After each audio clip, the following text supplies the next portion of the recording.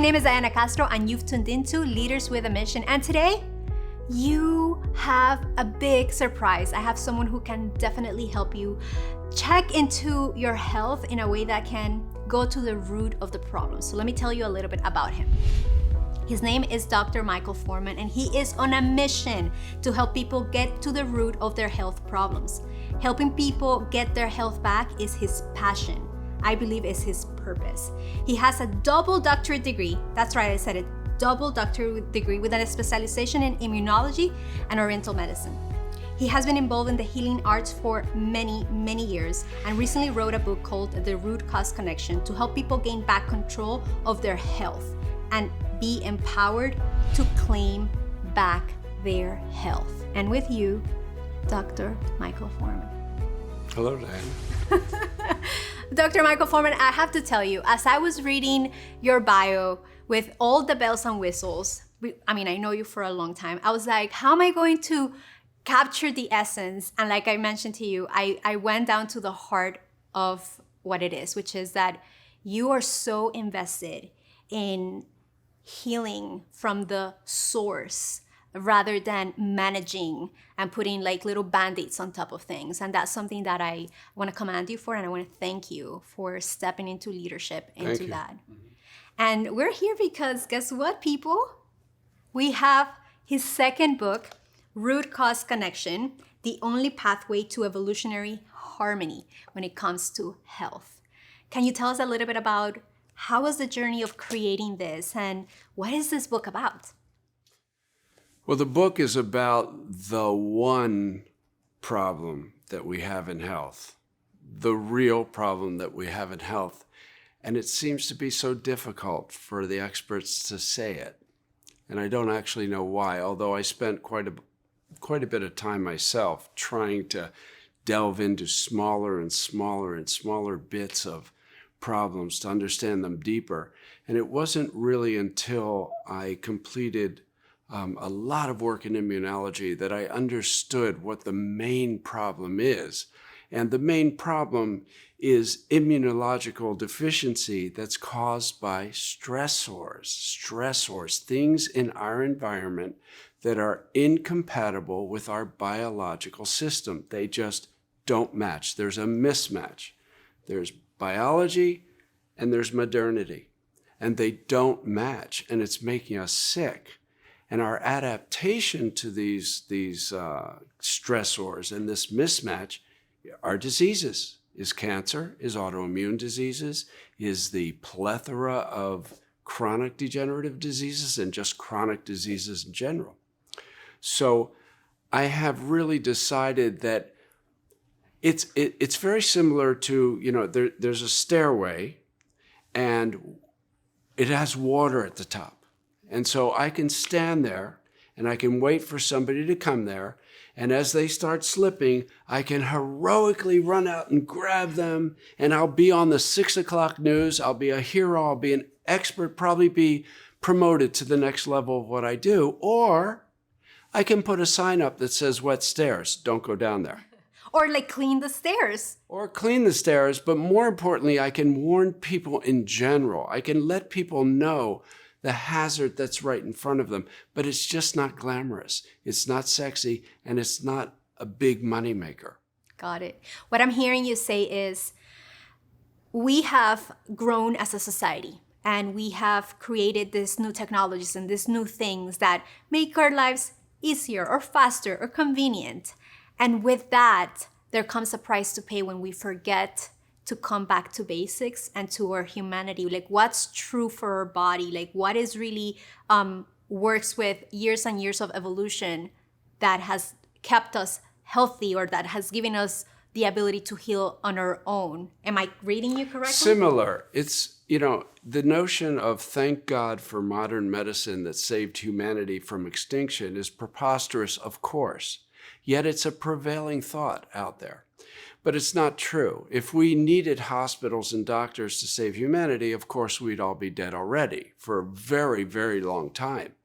So there are built-in mechanisms that keep us alive. And what the mechanisms are is it's adaptation. So any time throughout history that any disease, any virus, any climate change, any calamity came, of course, people died, things died. But what we are is the absolute perfect representation of what nature created. And the reason I say that is because anything that did not adapt is dead. It is gone. It's extinct. It's like saying, I want to be president of the United States, and anybody who gets in my way will die. I'm going to make it. And that's what nature did for us. It gave us natural selection. And with natural selection, anything that didn't go along with it is dead. So the idea that we need to correct nature is preposterous.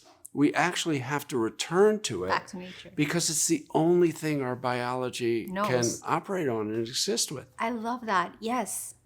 Our bodies have innate intelligence to get us back to health. Like we cut ourselves, our body knows exactly how to go back and heal. And forgetting that we have that within us is absolutely. Of course, us. there have been emergency interventions for time immemorial. If somebody is bleeding on the floor, I'm going to use a tourniquet. I'm going to stop the bleeding. What's happened in medicine is we've gone full force down the emergency medicine pathway, which is great because 40 to 50% are emergencies, actually. Someone got in a car accident, they had a heart attack, God forbid they have terrible cancer, whatever the situation. This is emergency medicine. And to some extent, I think we're kind of going along the right path to handle that. But 50 to 60% of health problems are chronic problems, are degenerative problems, are the result of a mismatch between our biology and the water we drink and the air we breathe and the food we eat and the medicines we take and the radiation we surround ourselves with. And that's what I know it's part of this conversation that you're leading here, to lay out the myths that we've bought as truths. Can you share a little bit with us about some of those myths? Absolutely. And so that I want more people to have access to this information. And they really should. The thing is the myths are a very detailed demonstration of the main problem, which is counterfactual thinking. So we have counterfactual beliefs. We actually walk around every day, all the time, believing something is real or something is true. It's literally not true. But it has nothing to do with being smart. It has to do with processing certain information that comes in and a confirmation bias that happens. So we readily accept any information or any new things that support what we want to believe or we do believe, and we abjectly reject anything that opposes it. And over time, our view or our system, our medical system, whatever it is, becomes narrower and narrower and narrower because the influence involved is cut out. There were people in 1550, smarter than you and I combined, who thought the world was flat. Yeah. They absolutely did. They believed it to the point where they wanted to hang or burn at the stake Galileo if he wasn't going to retract his declaration that it was round and that it moved around the sun instead of the sun moving around the earth. Well, from an observation standpoint, if you watch the sun set in the west, it kind of does look like it revolves around the earth. So it's a paradigm. But it's a fixed paradigm that even in the face of information to the contrary, they couldn't take it. They couldn't change their paradigm. So it didn't stop them from living. It didn't stop them from functioning. Okay, they functioned worse. For example, Portuguese ships had to throw live horses off of the ship at the Cape of Good Hope because the water was so intense, the seas were so high, they were going to sink because they didn't know they could go straight around the middle of the globe. They didn't know that they could circumnavigate the globe, et cetera, et cetera. So you see, counterfactual beliefs get us in a lot of trouble, but it isn't about how smart we are. It's about critical thinking. It's about our ability to avoid confirmation bias, our ability to not accept sound bites as information, but to say, well, that's interesting. Let me look into that. I'm curious, like opening Where did you curiosity. find that out? I love that. I feel like what you're doing is an invitation to, are you open to the idea of what if? What if what you believed, X? And what if this? And giving people the opportunity to expand their minds, to see things from a different perspective so that they can now take back control, like be more involved, not just be a victim of, oh, that's the way it is. Like one of your myths that I read is, it's my genetics. It's because of my genetics are like this, so this is the way that I'm like, this is what it is, right? And what if it wasn't? What if it's the result of something else? Absolutely. And the whole concept of genetics is misused and misunderstood. There's a huge difference between something that's genetic and something that's inherited. These are not the same thing at all. I can name for you on my fingers practically the diseases that are actually inherited from one generation to the next. For example, hemophilia, sickle cell anemia, Tay-Sachs disease, cystic fibrosis. I mean, these are the Mendelian inherited things based on a recessive and a dominant gene. And if two parents have the gene, 50% of the children are going to get it. Absolutely. That has nothing to do with the proclivity or the predestination to have diabetes, hypothyroidism, migraine headaches, high blood pressure, etc. These are not inherited. What they are is they are epigenetic things. Epigenetics is the force of environmental and cultural concerns on the genes. And this is a proven fact. This is a scientific fact that it requires more than a gene in any case to express.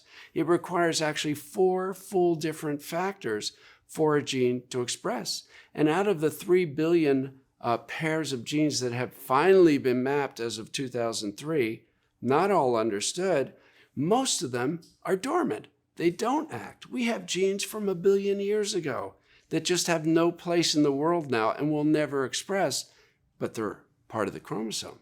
I love it. This is so much amazing information that you have here to share. And every time I meet someone, I have to tell them, Dr. Forman is the big deal. You have like PhD, doctorate degree, you're a diplomat of Oriental medicine, you're a clinical nutritionist, you're a neuropath. Like you have so many tools in your belt that I feel like give you this authority to speak from a place of, let's go back to not just managing your symptoms. Your symptoms are just the result of something deeper. And I love that you have this soul of an investigator soul. Like you really love the search. So thank you for that. I want to ask you a question because this is part of the show, and it's, what is your personal definition of leadership, especially when it comes to your field, to what you do? Well, in my view, leadership is the demonstration of something. It's doing something. It's taking the front of the field and doing it. And through demonstrating it and through doing it, of course, there's a call to action for others to follow you. So this is how I view it.